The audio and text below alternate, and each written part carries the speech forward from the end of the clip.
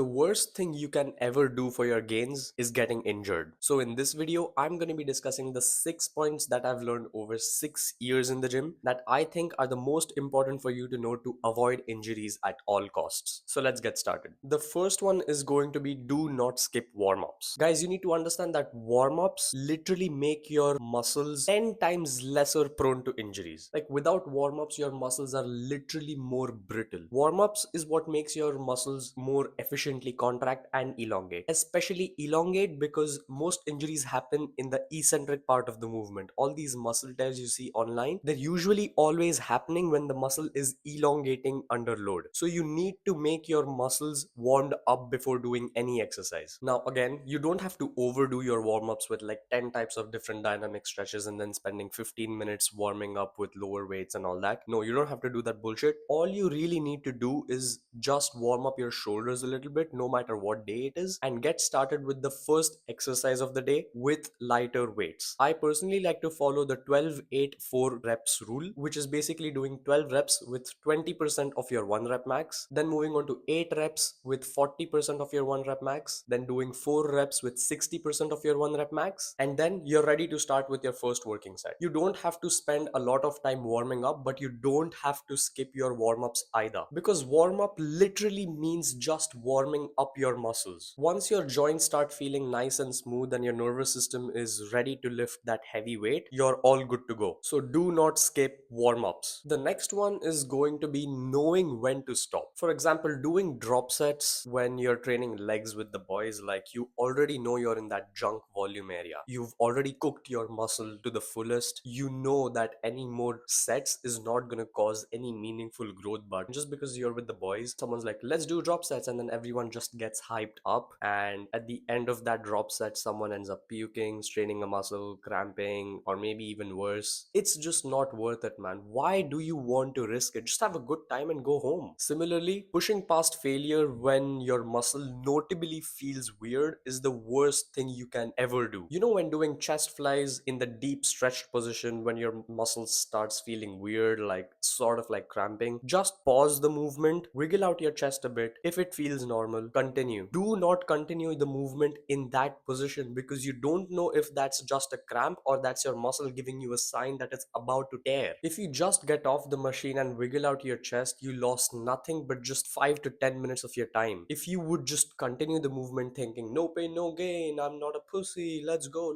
past failure, you know what you lost? You lost thousands of dollars in hospital fees and maybe 2 to 3 months of your progress. So make the smart choice. The next point is going to be always easing in any exercise you do. By easing in, I mean never go too heavy on an exercise that you've never done before. Even though you think you're confident and strong enough to lift that weight in the new exercise, your nervous system isn't, because you've just not done that movement before. You see, bro, even if that exercise is like a similar movement pattern for a muscle, the muscle recruitment for every single exercise is different by a little bit. So every single exercise you do will recruit your muscles a little differently. You need to always ease in while doing any new exercise. Similarly, this doesn't only go for exercise but also for rep ranges. So for example, if you're already chest pressing in about a rep range of 12 to 20 reps, don't suddenly change your rep ranges to 6 to 10. That is a low rep range, because that also requires a different type of muscle and neural recruitment for your body, which your body is not capable of yet. You need to ease into that rep range. You first need to start training between 8 to 12 rep ranges and then move a little lower to 6 to 10. If you don't ease in, by default all your joints and muscles are compromised, and it's just not worth it, man. I mean, why do you want to risk years and months of your progress just because you were in a hurry to change your rep ranges or just trying out a new exercise? Always ease in. The fourth point is going to be always manage your fatigue efficiently. If you don't manage your fatigue efficiently, that is, it can be for any reason. You might have just returned from a long vacation, or you might not have slept well the past couple of days. It can be anything, it doesn't matter what it is, but a reduction in your recovery or fatigue management drastically hinders your athleticism and muscle coordination, which is very, very dangerous in the gym. If you start feeling sore for longer than usual, then that's one sign that your recovery is not on point. If your lifts in the gym have stagnated for more than 3 to 4 weeks, that's another sign that your recovery is not on point and you need to improve your sleep and nutrition. In this case, you'll probably have to take a deload week or half a deload week. So deload week basically means you just lift half the volume of whatever you're lifting right now for every single exercise, for every single muscle. That basically means if you're doing 10 reps with 100 kgs on squats, then you just do 5 reps with 100 kgs or 10 reps with 50 kgs. That basically gives your muscles enough stimulus to still maintain the muscle, but also not so much to cause a real demand for recovery. It's that simple. That just heals your joints better, your muscles start feeling better again, and you start progressing in the gym, which is overall a really good thing, and that also helps you prevent injuries. So if you want to learn how to recover faster, I've actually already made a video on it. You can watch that video by clicking over here or here, wherever on the screen that pops. And let's move on to the next one, that is good technique always. This is one of the most basic ones, but also the one that most people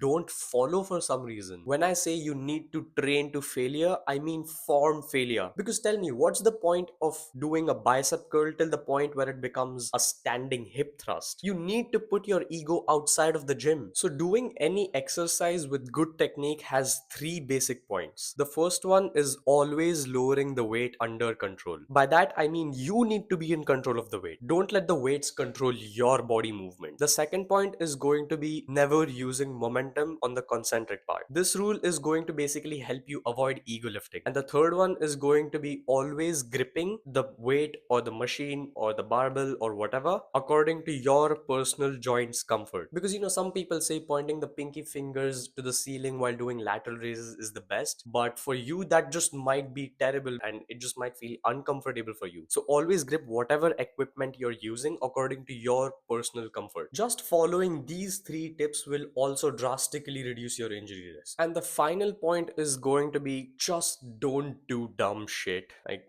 don't do arm wrestling at the gym if you're not used to it, or don't take off two plates at once just to save time and look cool in front of your gym crush right over there, or don't wrestle with your mate if you don't know how to wrestle. Because most of these injuries happen when you least expect them to. Just because you want to look cool, you end up doing stupid shit, and that is what ends up causing you a lot of your gains and a lot of your time and a lot of your psychological energy. It's just not worth it, bro. I literally see so many school kids just wrestling in my gym for no reason when they have no idea what they're doing. Like, why do you want to risk it, man? What if he just goes somewhere and ends up smashing his head to the dumbbell racks or something? Like, no one's having fun that time. The best thing, the most smartest thing you can do in the gym is just not be dumb. If you want to learn how to lose fat efficiently and stay lean forever by really dialing in your macros, calories, carbs, fats according to your own body specific needs, then I've actually made a complete fat loss guide on it. The link for that guide will be the first link in the description. It costs lesser than what you spend at McDonald's in a day, so do give it a shot. Invest in your health instead. And that will be it for this video. These were the 6 points that I've learned across 6 years of my lifting experience. Hope you got to learn something. Hope you found this video helpful. Like, share, subscribe, comment, whatever